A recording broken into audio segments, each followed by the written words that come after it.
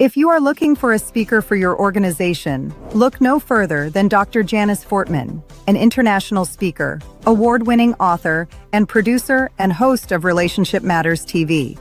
What sets her apart is that she connects the heart of relationships with the power of communication and leadership. Dr. Jan's goal is not simply to inspire audiences for a moment, but to give them the insight and tools to transform the way they live, lead, and relate to others. Contact her at drjan@drjanicespeaks.com or 1-877-667-7325.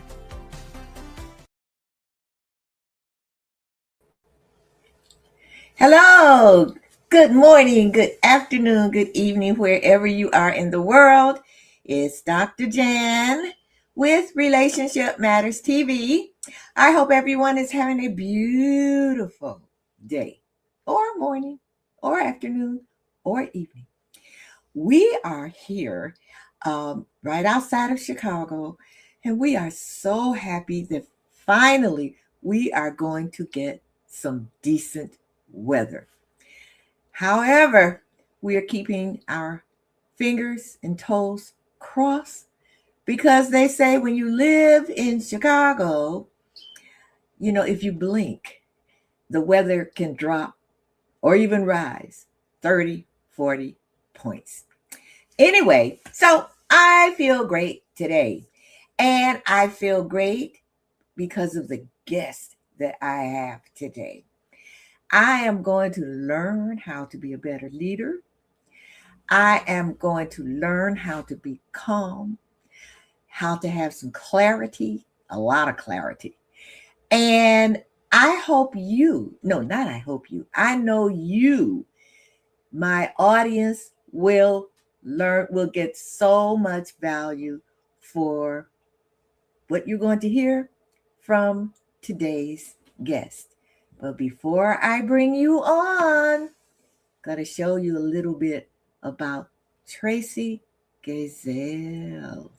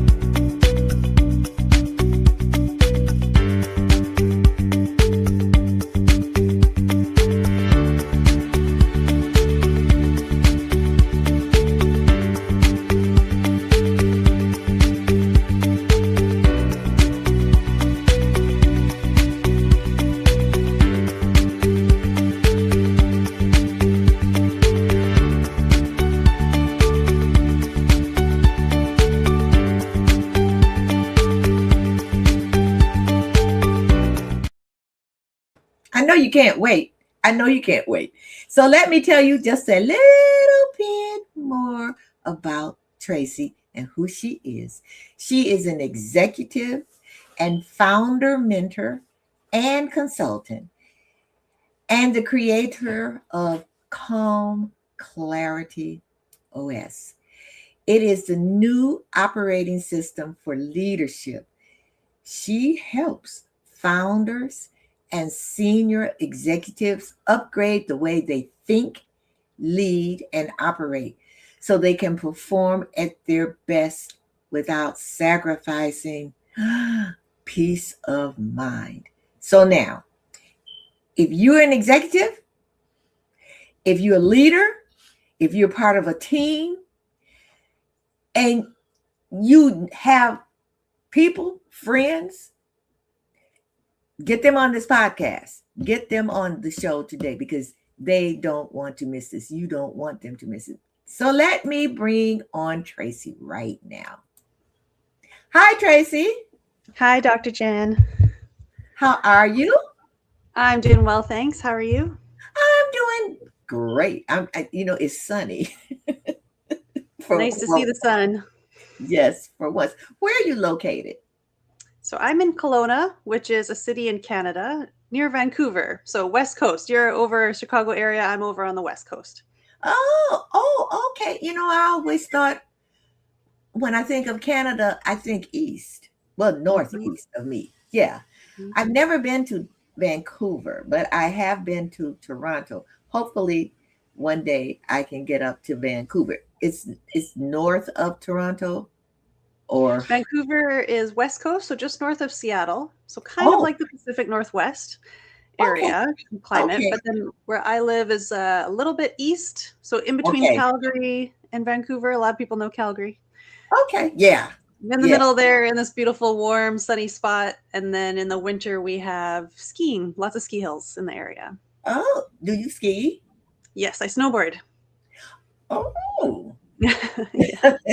Okay. So will I see you in the snowboarding Olympics one day? Probably not, but I have fun doing it. That's great. I skied when I was much younger, in my 20s, and I fell, and one leg went one way and the other leg went the other way, and I haven't been back on skis since. Oh, that's too bad. But oh well. So let's get into you, who you are, and what you do. First of all, I want to ask you, what is Calm Clarity OS? Tell us about this system. Yeah, you bet. And I also wanted to build on the wonderful introduction that you read out for me, that yes, I work with leaders, but I also see leaders in every area of life. So if you're a mother or a father, you're a leader in the household, right? If you're a teacher, you're a leader in the classroom. You might be a leader in your community or a leader with your friends. So what I'm going to share here today is really applicable to everyone. It's not just leaders in corporate. So anyone who's watching, if you're wondering if this is relevant for you, really, I consider all of us leaders in our own way. Okay. Yeah, and Calm Clarity OS, so it's a different way of being in the world, and it's a different way of using your mind. And again, it's applicable to all different types of people. And it's the idea that we all have habitual thinking. We all have these brains, and they like to think. They like to think a lot. Neuroscience says that we think from 50,000 to 70,000 thoughts per day. So that's a lot of thoughts coming into our mind all day, every day. And what happens is we tend to identify with those thoughts and think that they are us, right? So because I'm thinking something that's coming from me, that's who I am, we start to identify with 50,000 to 70,000 thoughts per day. So you can imagine that's a lot of thinking, and that's a lot of things to do, and that's a lot of things to consider and to worry about and plan for. And really, the amount of thinking that we do, it's more of a habit.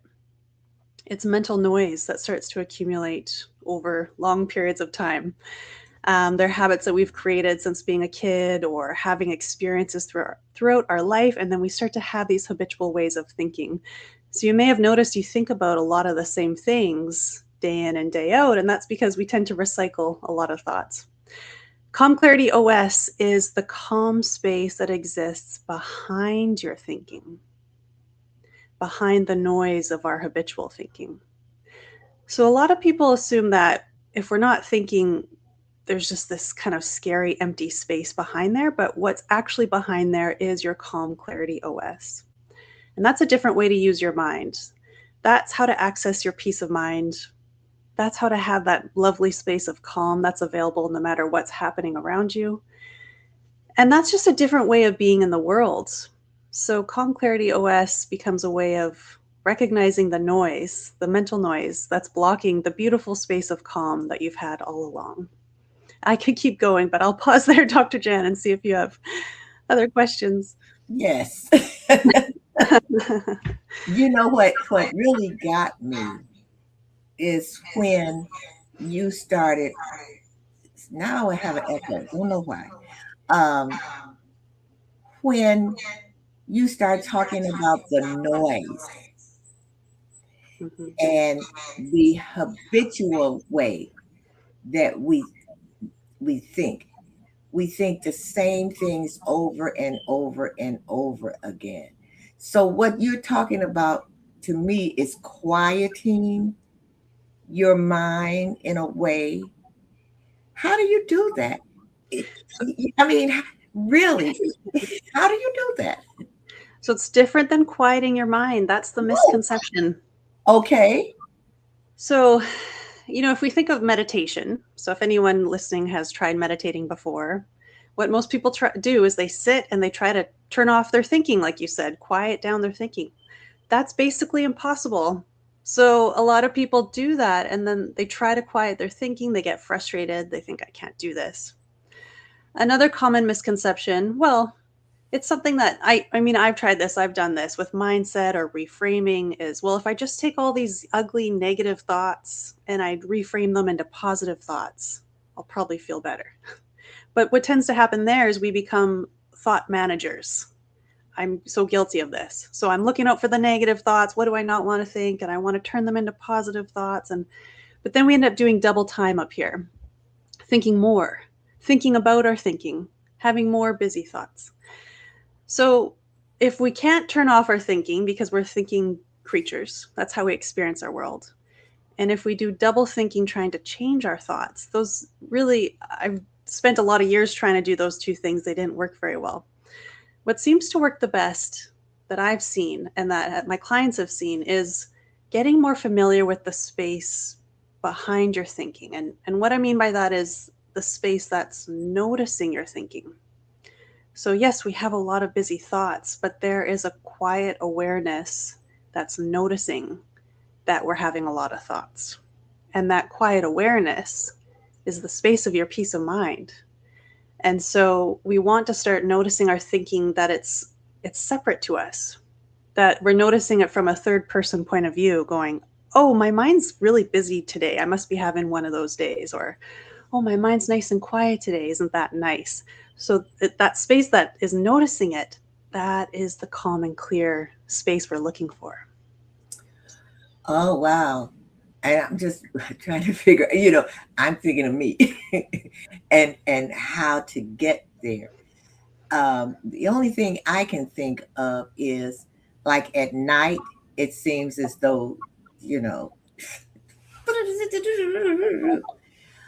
and what I have done is say, Janice, this is your mind and you control it. So, stop. But I don't think that's the same thing that you're talking about. But let me ask you this. It is How the same. is it? Yeah. Is it? You mean I'm doing it? Well, so that's so common at night, as you said, right? We're trying to fall asleep or we're waking up between 1 and 3 in the morning and everything's buzzing around up there and it's really hard to fall back asleep. And that's so common. I hear that all the time. And when we try and make ourselves stop, it's so counterintuitive because we're holding it there. Then we're giving it attention and that keeps the mind busy. Oh, okay. So how did you come across this? How did you, you know, how did you come across this? Really? Yeah, great question. So number one, I am a very busy-minded person. So I do all of these things for myself. First, I'm client zero. So Okay. I'm a super driven, high achiever type person, put your head down, grind it out no matter what type person, which is why I work with the people that I do now, because I can completely understand where they're coming from. I've done 100 hours of meditation teacher training. I started out as a meditation teacher because that's what initially helped me so much. I have my psychology degree, and then I also did trainings in neuroscience, mindfulness, and executive coaching certifications. So it's this blend, this unique blend. As far as I know, I don't see a lot of other people doing what I do, where I blend the science and I blend the meditation training, so the art and the science. And then I've found what works best for me. I share it with others. I find what works best with my clients, and my clients are CEOs leading these AI tech companies, leading hospitals, as well as I've worked with artists, yoga teachers, environmental scientists, the whole gamut. And I see what works for people across all different demographics. So that's where I'm speaking from when I say what works the best. Do you want me to go back to the sleep too, just to give you some Yeah, tools? because yes, please do. Yeah, Yes. you bet. So it's all about noticing, excuse me, that we don't have to engage with our thinking. And when we give it our attention, we feed it and we keep it in place. And so how to not do that, which is the next question probably, which is the same as during the day, is it sounds like you're doing this a bit, right? So you're saying, I don't have to think about that right now. I also see my thoughts as they're trying to hook me. It's one of those, do you remember one of those old theater shows when someone would be on the stage and they wouldn't be doing a good job and they'd send out the old hook and they'd pull them Right. on? Right. So that's what I see. That's what I visualize is my thoughts are trying to hook me, and I'm not going to let them hook me right now. And I also take deep breaths. So the more that I focus on bodily sensations in that moment, especially with sleep, the less I focus on my head. And it's interesting, there's neuroscience that backs this up. So say it's the middle of the night, it's between 1 and 3 in the morning, which is so common for people, the middle of the night, we're between sleep cycles. Our body just wants us to roll over, change positions, but there we are, minds are waking us up, they're busy. And so in the middle of the night, if we start thinking about our thoughts, right? So the thoughts are there percolating in the background. But if we start thinking about them and analyzing them and going, oh, what am I going to do about that? What am I going to do about that? We increase activity in the brain. So we start to move up through the brainwave states. So we go from deep sleep up to the meditation brainwave state, up to creative thinking. And before you know it, we're up in beta, high beta, which is thinking. We're in the daytime and it's thinking, and then it's impossible to fall back asleep. So instead of thinking about your thinking, picking it up, engaging with it, thinking about it, analyzing it, taking deep breaths, or maybe visualizing yourself floating so that you're in those bodily sensations. And then you're not going up through those brainwave states, and you're bringing yourself back down and letting your body go back into another sleep cycle. So anyone listening who's been struggling with that, and again, it's so common, but we don't really speak about it. But if anyone's having troubles with that, try that in the middle of the night. It works quite well. Not 100% of the time I find, but most of the time it works very well. What I have done, what you're talking about, I have pictured myself in a pool and Mhm. if on your back and you're floating, so you have to totally relax. That has helped me if I can maintain it.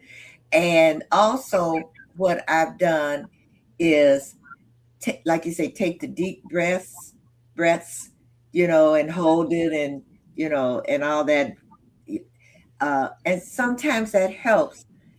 But so explain. I want you to go back a little bit and talk about neuroscience, because I've had some guests on my show that spoke about it, but I think it helps. It's almost like it's not a buzzword, but it's almost like it is, because now you hear that a lot. So explain what neuroscience is. Yeah, so neuroscience is what's actually happening in the brain that's causing us to act in different ways, experience life in different ways. So psychology is more about behavior, and personality, and neuroscience is about the brain and the different areas of the brain and what they do and how they impact us. So that's just kind of a easy way to explain the difference. Okay. All right. So now, in order for you to have created your calm clarity, then did you have to study neuroscience to know where the thoughts are coming from, what part of the brain, and you know? Well, I have training in neuroscience, but it's more I apply it to what happens when we're triggered in the world, or what happens when we're burnt out or we're not getting enough sleep. Um, I also love the idea of evolutionary theories of why we think the things that we do. So I love to weave that in. So, such as, why do our minds like to focus on the negative experiences or the negative problems more than the positive, more than celebrating our wins? And there's an evolutionary theory behind that. And so I love explaining that because it kind of gives us permission. That's just the way our brains are wired. So, okay, those are the thoughts we tend to have. Now, what can we do about it? So, that type of thing, that's how I tend to weave it in. Calm Clarity OS is something that I've developed as based on neuroscience, but also just how I've seen what works the best with myself and clients in terms of understanding where thoughts come from, which is more on the philosophy side of things, not to get too confusing. Okay. Well, I do have a comment that we were talking about the things that help you to go to sleep. And Renita Dixon says, I will try that when I find myself awake. Thanks. Great, So Renita. yeah, all of that, all of that. And you are right about focusing on the negative things. And I can't think of who, Eckhart Tolle. He Mm-hmm. talks about the pain body. Mm-hmm. Yeah, yeah. And I relate that to what you're saying. You can be driving in your car and you start thinking of all these negative things. And so what I did one time, I put pain body, I put a little sticker on my dashboard. And so I would look at it and then he would say, just say it over and over, pain body, pain body, pain body. And then that thought would go away. But it's amazing to me why we do that instead of thinking about the positive things. And so your calm clarity helps you to, as you say, get into that space, so to speak. Yeah, and can I explain to it's an interesting caveman reasoning behind why we focus on the negative more than the positive, if that's all right. Can I go down that Yeah, avenue? So definitely. I always have so much to say. So the theory is, the evolutionary psychology theory is that back in the caveman days, if there was a caveman who was walking down a path and he missed seeing a saber-toothed tiger behind a bush, right? So say there was a saber-toothed tiger hiding behind a bush and the caveman missed seeing it.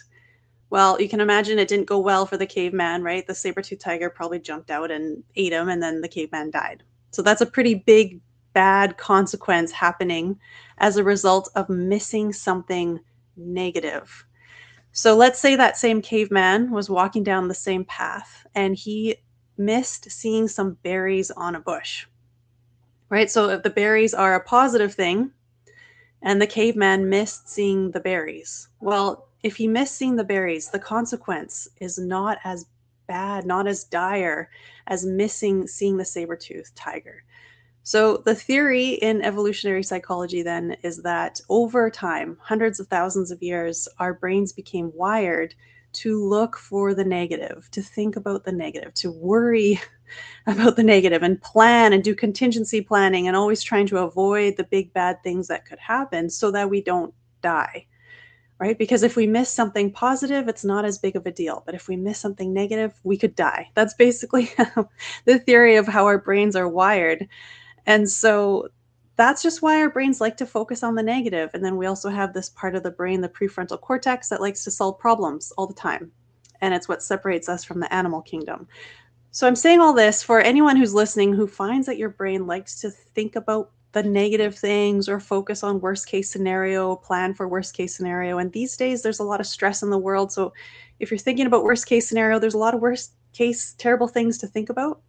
However, what I find is so great is first noticing that, okay, my brain does that. And it's normal. It's how our brains are made. So there's nothing wrong with me. That's where my brain goes sometimes. Then the second piece is that it's a habit. So as you mentioned, Dr. Jen, you're driving in your car and your brain starts to think about these negative things. You could say to yourself in that moment, oh, there I go again. I'm having some negative thinking. That's it. You know, it doesn't, like, for so many of us, it's like we're always feeling our thinking. And so when we think terrible things, we feel it in our body and it feels emotionally charged and really difficult. And then it becomes this spiral often. I've been guilty of doing that myself, of course. So when we catch ourselves in that moment, we can go, oh, this is just a habit. I'm having some negative thinking. It's not a big deal. And when you say that to yourself and you don't take it so seriously and don't identify with it so much, it moves through a lot easier. And that's all that thinking wants to do all the time, is move through, in and out. It's like a ticker tape. If we had a ticker tape at the bottom of this screen, like it was a news show, right? That would be our thinking. It just wants to be this ticker tape, in and out. So you have some negative thoughts, no big deal. Out, just let it move through you. It's when we get stuck on it that it really starts to impact us. Okay. Rhonda Thomas says, you explained it very well. I get it. Great. And I really like that, because sometimes you'll say to yourself, something wrong with you. Why? Something wrong with me. Why am I thinking this terrible thing? Why am I going over what someone said to me, or you know what I'm saying? Mm-hmm. You did. I like that. You did explain that. Thank you, Rhonda, for saying that. You did explain that very well. So I'm not going to feel so bad about myself when I'm driving in my car and I'm thinking about something negative, and you're going on like that. So I got a text here. It says, can calm clarity help someone to gain courage to overcome a fear? Great question. So, and I want to explain calm clarity. It's something I talk about, but it's who you really are behind your thinking is your true nature. It's your essence. It's bigger than calm clarity. Calm clarity is my process, but who you are is peace of mind. Who you really are is calm, contentment, and peace. It's who you are in the present moment when your mind settles down. And so anytime we're up against something, a challenge or something that scares us, the best thing we can do is access that space of who we really are, our true nature, and then approach it, decide what we want to do. If we're really hung up in the thinking, the ticker tape thinking, right? Or the negative thinking about, oh, this is something that's causing you fear. So it's scary, it's overwhelming, it's all these things. If we get caught up in that thinking, it just probably looks like this huge barrier, this huge wall. But if you put all that thinking down on a mental shelf, there's different ways to do that, right? Maybe it's going for a walk. Maybe it's listening to music. Maybe it's taking some deep breaths. Okay. And you're in that space when you feel at ease. That's how you know you're in that beautiful space. You're present. Maybe it's meditation, whatever that is for you. Baking, for me, baking really seems to do it for some reason. So whenever you feel at ease, then I want you to consider whatever it is you're up against, whatever it is causing a lot of fear. And just from that clear mind, look at, well, what do I want to do? And yes, there's courage there, right? Like I remember I had this question for one of my mentors, and this is kind of a little left field, but it's coming up right now. I said to one of my mentors, so if we access the space of always feeling peaceful and calm, does that mean there's never going to be people getting a divorce? Because we can always feel settled and calm, so we never have to do anything, right? Or do we become apathetic to challenges and things happening in the world? And he said something to me that I found really wonderful. And he said, no, we actually become more passionate about what we care about. And we come towards that challenge from a place of our own well-being, which could be seen as courage to face whatever you're up against. So anyone who's listening, or the person that sent in the question, I want you to find a place of ease, and that is your courage. And from there, you can determine what your right next step is from a clear mind. Okay. Rhonda Thomas has another question. She says, how do I get out of those negative thoughts quicker? Good question. So sometimes it's quick and sometimes it's not. It's the same for me. So when I have negative thinking going on, it can be helpful in the moment to say, oh, I'm having this negative thinking. I don't have to listen to it. Sometimes that works and it goes away.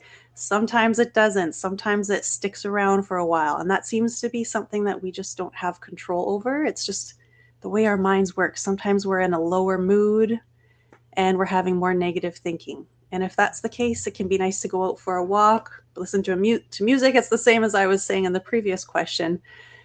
So it's sometimes they go quickly, and when they don't go quickly, it's a question of how can I move through this with grace, even though the thinking is there, the negative thinking is there, knowing that I just don't have to pay attention to it as best I can. When it's a low mood, which happens, or as I don't know if there's a lot of women watching, but sometimes we have hormonal times and everything just looks harder. The world looks different, and we have a lot of negative thinking. Then it's treating it like we have an energetic cold. So doing a little bit less, taking care of yourself a little bit more, having another cup of tea, reading a book that you like, and knowing that it's temporary. Same as a cold. So I'm having a lot of negative thinking right now. I know this is not the real me. It's just some negative thinking I'm experiencing. So I'm going to love up on myself a little more than usual and know that it will pass all on its own, especially the less attention and less worry that I give it. Oh, okay. So I have this question that popped up on this screen. This person says, I know some females who are in leadership positions often seem to need your services more than men. What do you think contributes to this? Or am I wrong? Is it the same as for men and women? So great question. I can't speak for all women and men, but what I can say from what I've seen, and what Okay. I've seen because I work with both, the men tend to be more direct, right? So if there's a problem, they seem to be a little more black and white and they get it done. However, sometimes they can say a lot with their words and then need to backpedal. And that's things that I speak about with them often is how can I be more controlled in how I react? How can I have more composure when I react in those types of situations? That seems to be what men often deal with. As well as the men I work with, they are less able to label their emotions they're feeling. So as women, we tend to say, I'm frustrated, I'm irritated, I'm upset, I'm annoyed. We know all the differences between all those emotions, but what I find with the men I work with, they don't, to them, it's more tension in their body is how I help them with that. So they notice, oh, I'm feeling tense. I got tight shoulders, and we work with that angle. So with women, yes, we're more emotional, we're more aware of our emotions, and we tend to act more on our emotions. So if that's what the question is about, maybe is some of these women leaders are acting on their emotions, or they're riding the roller coaster of their emotions and other people around them are aware of it. And if that's the case, it might be a question of how they can ride those highs and lows that we all have of our moods and our emotions with more grace and not act on them as much. So those days that we're irritated, being aware of it, and not acting from that place, taking it out on others. And that comes with practice. It is possible. It's the same approach as we were saying, noticing our thoughts from a third person point of view. It's noticing our moods as well. One of my mentors, Dr. George Pransky, wrote a wonderful book about relationships. Anyone who's watching this, it's so good. It's called The Relationship Handbook.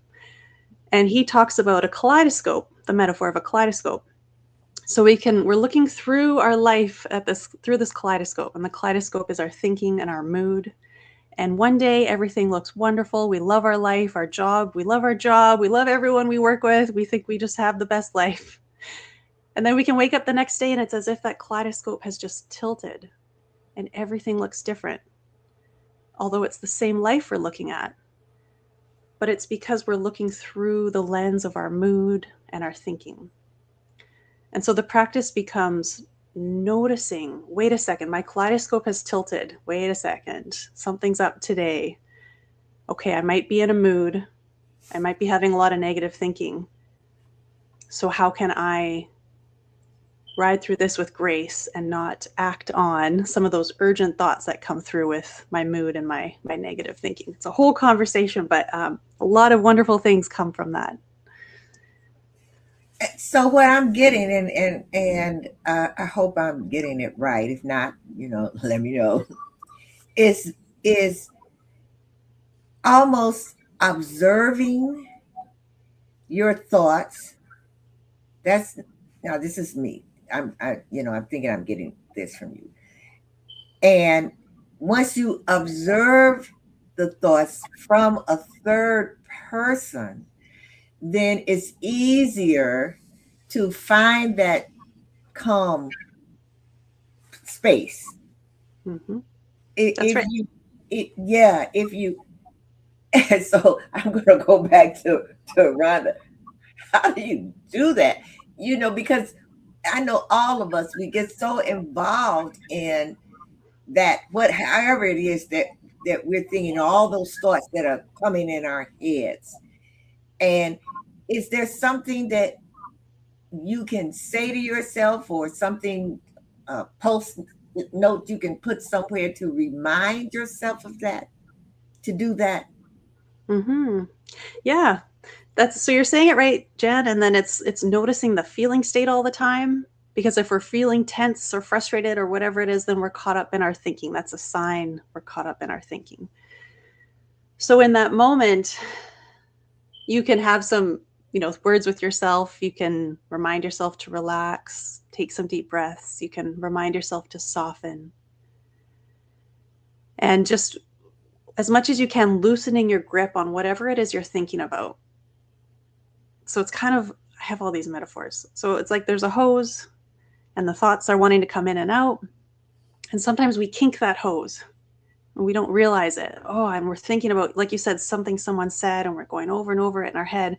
And then we catch ourselves. And when we catch ourselves, we're halfway there because we're aware that we're caught up. So when we're aware we're caught up, that's half the battle. We can go, oh, geez, I'm caught on this thought. Okay, let it go, soften, right? We unkink that hose, let it pass, and we naturally fall back into the space of who we are because that's where we live. We just get so hung up on whatever we're thinking about, but then we naturally come back to peace of mind. Okay, so now I want to go into the corporate setting, and you work with those leaders. How does this help them, as far as in their with their teams, their employees or associates? How does this help them? Yeah, so it's really the foundation for how we show up, how we communicate, our relationships, how we connect, how we make decisions in the workplace. It's the foundation of so many things. And so what I typically do is help everyone with sleep first off, because that really, a lot of people are struggling with sleep. Yeah. And then the second piece is the mind piece. So getting better at noticing when we're caught up in the mental noise and how to come back to that space of clarity. And then bringing it out into the world. So bringing it into our relationships and our listening skills and our communication. Because a lot of people in corporate, as well as other areas of life, are really feeling rushed, urgent, high pressure. There's also a lot of uncertainty in the world right now. So kind of Mhm. making their way through uncertainty and complexity and everything changing really quickly. But when we have this ability to anchor into our clarity and into our focus, it changes everything. Because we're not trying to figure everything out through that space of mental noise. Okay. We're coming back to our ability to see things clearly and to relate to people clearly and to connect on that human level. And a neat term that I like from neuroscience is neuroception. And neuroception is this idea that we're always subconsciously scanning our environment for safety. So let's say there's a meeting where the leader walks in and he's very stressed and he's very worked up, and he's trying to hide it, and he's trying to hold the meeting, but meanwhile his heart rate is going really quickly, right? His tone of voice is high pitched, and he's speaking fast, and everyone can tell basically that he's stressed out. So what we're always doing is scanning our environment for safety, for people who we can feel safe around. So if someone comes in and they're showing all those bodily physiological cues that they're stressed, we don't feel safe around them. And then the rest of the team, they don't speak up, they're not putting their hand up, they just don't feel psychologically safe. So the adverse is the leader comes in, they're grounded, they're settled, they're clear. And then the team looks at that subconsciously, this idea of neuroception, and they know that it's a safe place to be in. So then they're contributing, they feel supported, they feel heard, they even feel inspired to do their work. So it has really big ramifications of how everyone shows up. And then, of course, the leader is setting the tone for the rest of the organization. So if they're stressed, everyone's worried. Right. If they come in calm, cool, collected, everyone, they feel like they can settle and get to work. Okay. So is it different working? I know you work with teams and leaders. Which one is the most difficult? Sometimes the leaders are interesting because they come in with a lot of pressures and a lot of things on their mind. Okay. And then the teams are interesting as well because they come in with different levels of each. So I'd say they're both equally challenging, but the really neat thing about this work is that we all have the ability to anchor into it. So I love seeing everyone just settle. I see them come in really stressed, and I see them settle as we move through it. So it's possible in all environments, which I love. Okay.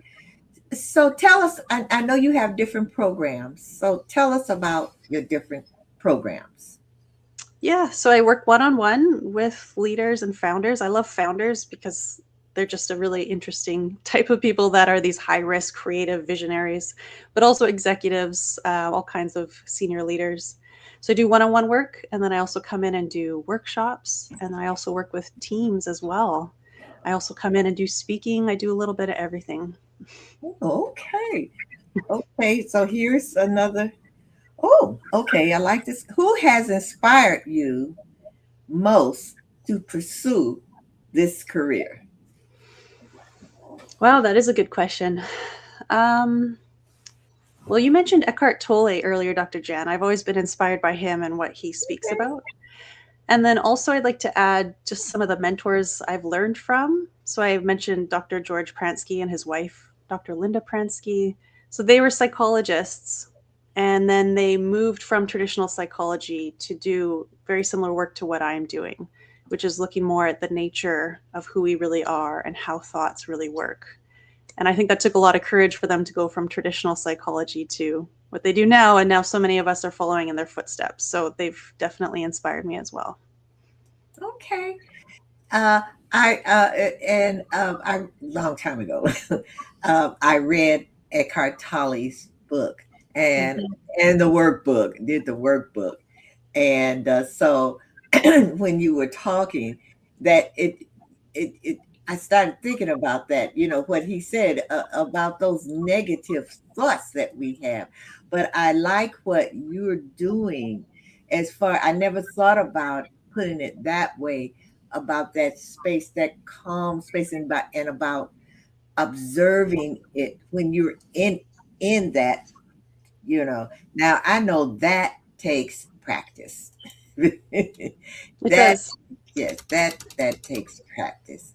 I think we have another comment here. Oh, okay. Renita wants to know, how well received are you by corporate leaders? Yeah, great question. So it's an exciting time right now because a lot of leaders are actually interested in this work, in the well-being of themselves and of their employees. Retention is a big, important issue right now in corporate. How can we keep our employees in place and save money so we don't have to keep replacing everyone with everybody job hopping? And also just for their own mental health. Everyone's not as afraid now to speak about mental health. Men and a lot of corporate leaders are more open to the conversation. So it's going wonderful and it's growing all the time. So it's well received and continuing to grow. Thanks for asking. It's exciting. Okay. And oh, this is the second part of her question. So it Mhm. would, yeah, when they're typically focused on financial results. Yeah. Yeah, that's right. And so it's often though that the financial results and ROI can be shown through this work as well, because it's related to the retention conversation, right? If you're able to keep your employees because they realize they can feel calmer and more at ease at work, even in the middle of high pressure, complex organizations. It saves the company a lot of money as well and improves productivity. So I agree. Some often financial is the main bottom line for companies, but we can also show ROI in what I do as well. Okay. All right. So here's another text. Oh, what is the worst situation that you have had to contend with? That's a very big question. I wonder if that means in my work or in life in general. And I'm going to go with life in general because I've got Okay. kind of a big story, but I'll keep it succinct. So, what motivated me to create my business 11 years ago in 2015 was actually my dad passing away. So, prior to that, I worked in corporate myself for 10 years and I always planned to stay there in corporate healthcare. And then when my dad passed away in 2015 from a neurodegenerative disease, it really threw me for a loop. We were very close. And suddenly the rest of my life looked like a gift, right? He's no longer here. I'm still here. So, what do I really want to do with the rest of my life? And what I really wanted to do was take a shot at creating my dream business to help more people like me that were always feeling rushed, pressured, stressed, worried, a bit of that inner panic happening, help people like me to find the space of calm clarity, of peace of mind that I'd been able to find for myself. So that was 11 years ago. I started writing under a pen name. I was scared for anyone to know my real name. I started teaching meditation on the side of my corporate job. But then it just grew and grew into coaching, consulting, writing with my real name, and being a speaker. So the worst thing I went through was the doorway to the best thing that's ever happened to me, which is how those things tend to work too.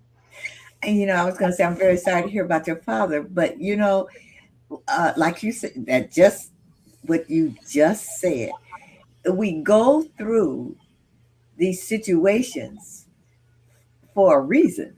Hmm. All kinds of situations, things that happen to us. And when you look back on them, the best thing that we can do and what you've done is use that to help other people. Hmm. And I think all of us, when we look at bad situations that we consider, bad situation, heartbreaking situations or whatever, that it's almost like either what lesson did I learn, or it's how can I use what happened to help other people. And Hmm. that's what you do. You have really helped me. And I know you've helped my audience. I can see the numbers. A lot of people don't say anything, but I can see the numbers. And I really, really like that, especially about sleep, because that was one of the questions I had was what how does neuroscience and sleep science relate to each other? Because, Hmm. like you said, most of us have problems sleeping. I go on TikTok a lot, and I see a lot of that where people say, they go to bed and it's all of a sudden, they have a little character going, you know, and that happens. That happens to me, 3 o'clock in the morning. And it's like, good grief. I'm thinking about this, that, and the other. And then when you finally go back to sleep 2 hours later, you don't even remember what you were thinking about. Hmm. You know? So Right. I like what you're saying about observing it as, from the third person. I Right. think that is extremely helpful, extremely helpful. So, will you have anything else to add? I don't have any more questions, and I'm waiting. Oh, Renita says thank you. So You're you welcome. have you have really benefited from her for her. So Tracey, how can if we want to anyone in my audience wants to contact you and avail themselves of your service, I have this. So Ticker tape. yep. Yeah, my LinkedIn is where I'm most active. So find me on LinkedIn, add me as a connection. I love adding people to my network. I also have a free newsletter on LinkedIn called The Oh, Focused Mind. Yeah, and okay. so every week I share things just like we've been speaking about on this show, and love to just share everything and help everyone. I would love to share this with the whole world. So anyone who's interested, check me out on LinkedIn. Okay, I'm going to put your LinkedIn on the also on the lower third. But while I'm doing that, another text came in. The text is, "What has been one of your victory moments in doing what you do?" Victory moments. Well, I love that I get to travel now with what I do. That's pretty fun. I was in Nashville this year and Boston last year and Utah, and getting to see new places. Traveling, I joined corporate retreats in Utah. I hiked Angel's Landing, which was a dream, and raced e-bikes through Zion's National Park. And I was doing that while coaching one of my clients. And I felt like I had stepped into a dream because I'm a very outside nature person. So getting to do those things, explore, meet new people, and share what I absolutely love sharing from my heart is a dream and a big victory moment for me. Okay, so for you all who are watching, I put her LinkedIn link on the lower third. And for anyone that you know that's going to watch the recording, they will be able to listen to all of this wonderful, wonderful, wonderful, wonderful, wonderful, wonderful information that Tracey gave us. And you can also, for those who are audio only, you can go to her website, which is traceygazel.com. And that's TraceyGazel.com. Tracey, thank you so much. I'm going to use this tonight because I know I'm going to. I know. And you know what? This is a funny thing. I just have to say this. On this happens to me on Sunday nights. Mm-hmm. Every Sunday night. Mm-hmm. That makes sense, though, right? Before a work week. But I don't work. I mean, I work, but I mean, I don't have a 9 to 5. Yeah, But but it's the beginning of the week. I never understood that. so the same way that you're laughing about it now, next Sunday, if it happens again, do the same. Take it less seriously. Laugh. When you're up in the middle of the night, go, oh my goodness, there's that silly gremlin thought again, and I don't have to listen to that. That's silly, right? The more lighter it is, the more you go back to sleep. Take those deep breaths, float, visualize yourself floating, and just don't give it any attention. That's the best thing you can do. I won't. Well, Sandy Barney Ennis, and we only got a couple of minutes to go. She says, "I feel that I am basically a calm person, but I have someone close in my life who is unbelievably negative that I can't remove. It is most difficult to take myself to a calmer space. I have no cloud that I can travel to that can make me deaf from the noise. Give me a solution in 2 minutes." Okay, 2 minutes. So when someone's negative or upset about something, we naturally tend to match the other person. That's what humans tend to do, is we match another person's energy. But with some practice, you can stay in your calm space by remembering that it comes from inside of you. It doesn't come from outside of you. So taking those deep breaths, remembering to feel at ease. The other person can be all worked up, be having their storm, we can be in the world with all the politics and things happening right now. We don't have to match it with intention. We can remember to keep ourselves down here. Sometimes that other person might meet you there, sometimes not. Either way, do your best to remember that that calm comes from inside, regardless of how anyone else is acting. Thank you. Thank you so much. I appreciate also that.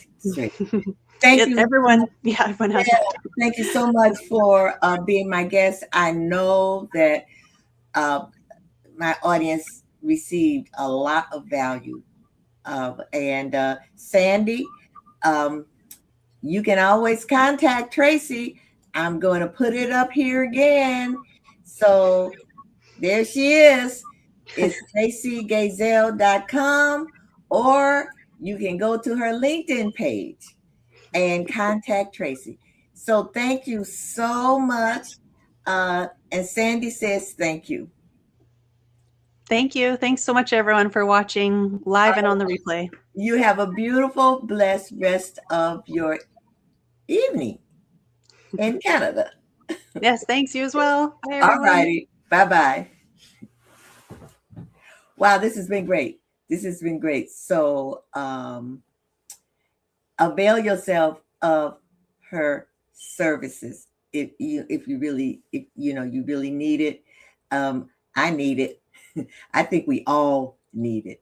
And so I thank all of you for watching or listening this evening, morning, afternoon, noon, or evening, wherever you are in the world. And calm, clarity.